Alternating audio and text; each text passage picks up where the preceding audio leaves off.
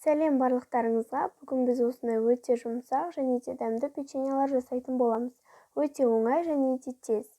Егер де сіздерде миксер болмаса, онда венчикпен немесе вилкамен жасасаңыздар болады. Ендеше кеттік. Ең алдымен 2 жұмыртқаны алып, оған 1 стакан қантымызды қосып миксерлеп аламыз.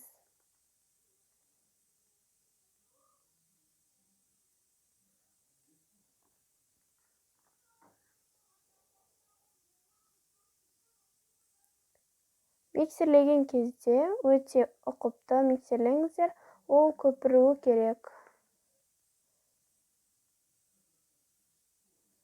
Және де осы массамызға жарты стакан сүт қосамыз.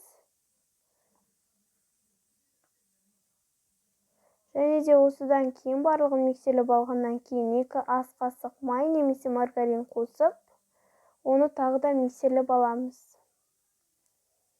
Негізі майларыңыз жұмсақ болғаны жөн. Және де 50 грамдай майонез қосасыздар. Бұл шамамен 3 ас қасықтай болады. Және де осының барлығын қосып араластырамыз. Және де 1 чайный ложка, яғни 15 грамдай разрыхитель қосып, онымен тағы да миксерлеп аламыз.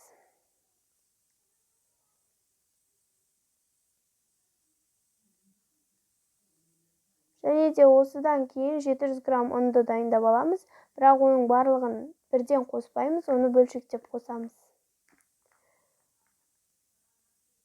Оны да миксерлеп аламыз.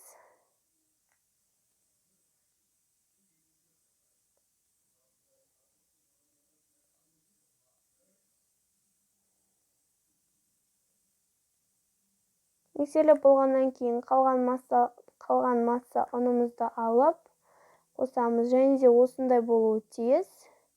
Оны кондитерлік мешокқа салып аламыз. Және де өздеріңіз қалаған насадкамен жасасаңыздар болады.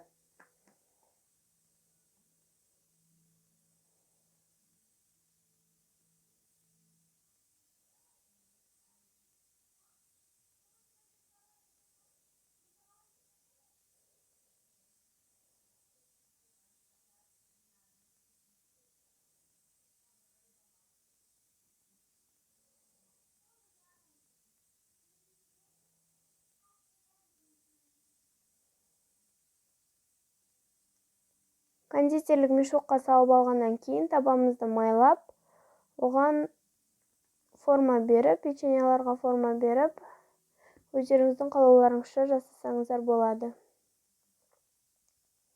Ол осындай болуы мүмкін.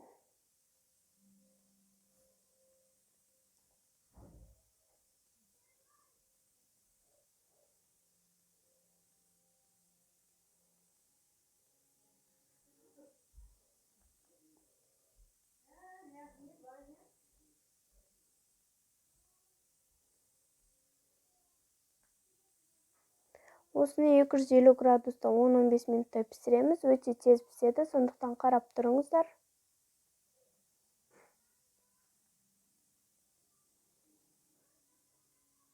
Міне осымен біздің видеомыз аяқталды. Менің арнама тіркелуді ұмытпаңыздар.